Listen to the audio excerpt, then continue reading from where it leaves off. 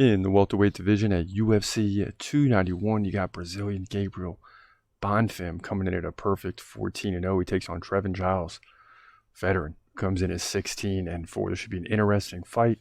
Bonfim is a 3-1 favorite. He's 1 inch taller than Giles at 6'1". He's given up 2 inches in reach though. Giles 74-72 has a 2 inch longer reach. Both guys stand right-handed. Now, Bonfim, nearly 7 significant strikes per minute is so far. Giles, who has a solid average, right? He's got enough fights under his belt that his average is solid. He lands 3 significant strikes per minute. Now, when it comes to takedowns, Bonfim lands like 1 every round. Giles, like 1 every other round.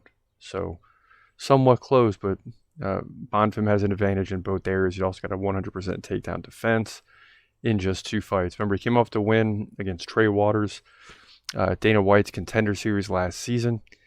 He won by submission there, then came into the UFC and beat Munir Lazzez by submission. And that continues the winning streak at 14, right? I mean, the guy hasn't lost ever.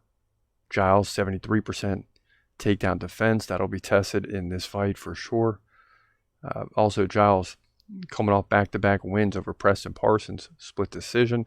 Luis Cauchy, unanimous decision. He did lose to Michael Morales by KO and Dricus du Plessis by KO. However, he did beat Roman Dolidze, Bavon Lewis, and James Krause before that. So this is a very good fighter in Trevin Giles. I mean, he's definitely going to test Gabriel Bonfim, but what we do know is Bonfim is a really good fighter, but he just hasn't been tested at the highest level yet.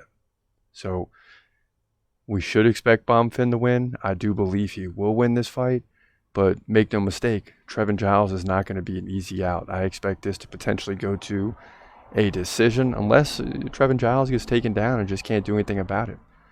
Maybe Bonfim gets a submission. If he does, that means he's well on his way in the welterweight division. So Bonfim wins, in my opinion, but I believe it'll be by decision. This will be a tough one. Bonfim wins to move to 15-0. He's certainly going to outstrike Giles. He's going to land more takedowns, but the significant strikes will be close at the same time. But anyway, in my opinion, Bonfim wins welterweight division, UFC 291.